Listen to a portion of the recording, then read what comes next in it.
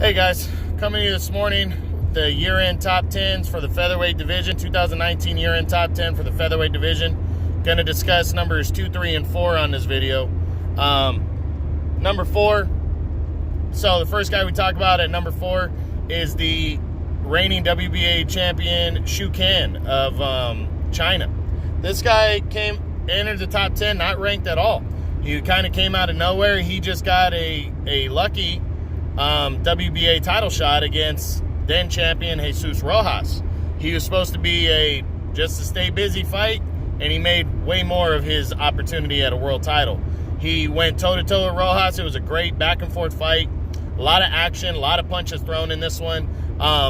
The judges came back with a unanimous decision and kind of a wide one for Can, as Can captured his first world title in a major upset. A lot of people felt, myself included, that Rojas did enough to win, but it was a close fight at the end of the day, and Can got the decision and became the new world champion. In May, he made a smart optional title defense and took on Shun Kubo, a former 122-pound champion from Japan. And Can, who's not a big knockout guy, he dominated him and scored a 6th-round TKO in that fight and retained his world title. Then he returned at the end of the year and took on undefeated prospect on the rise, Manny Robles III.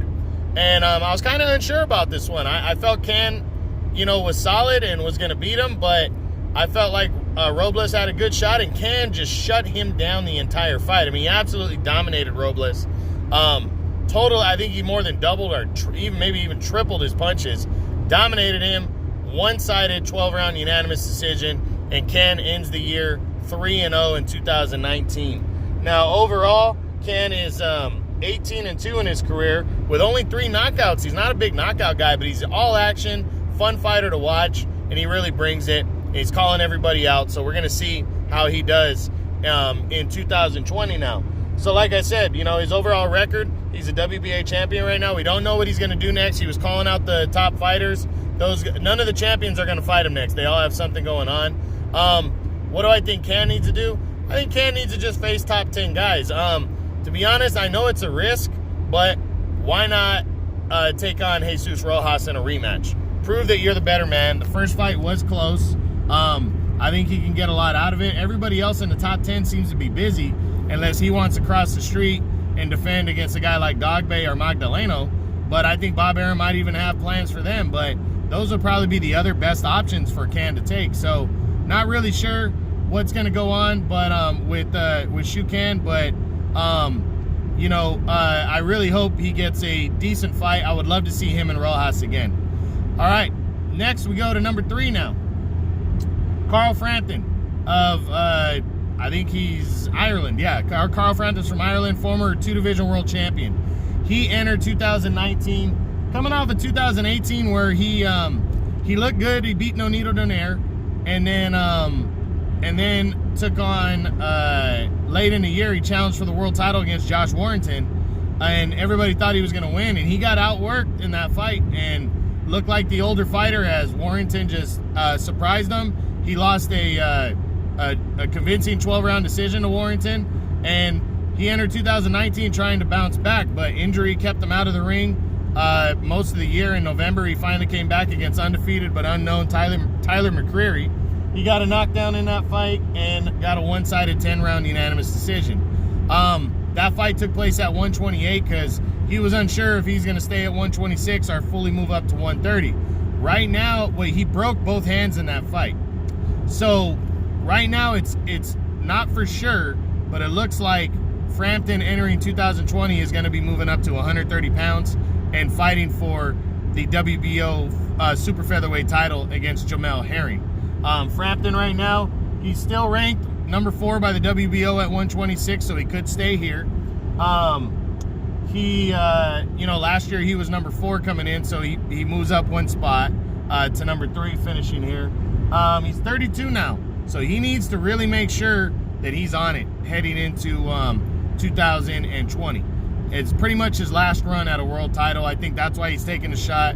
He wants only world title fights. I think Frampton's the kind of guy that doesn't get up for the smaller fights in between. for the stay busy fights. I think he really wants world title fights, and he wants to end his career on a high note. Becoming a 3-division world champion would do that for him. But honestly, I think he should take a top 10 guy in the first half and stay at 126 and then get a title shot in the second half.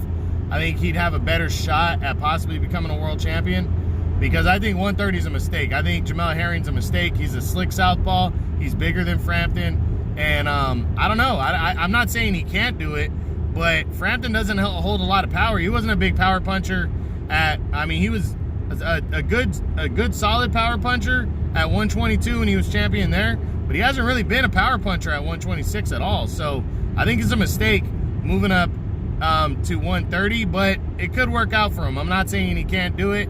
I think the fight with Herring would be interesting, and I think it is gonna take place in the United Kingdom and possibly Ireland. I think actually it is gonna take place in his home country, Ireland. So we'll see.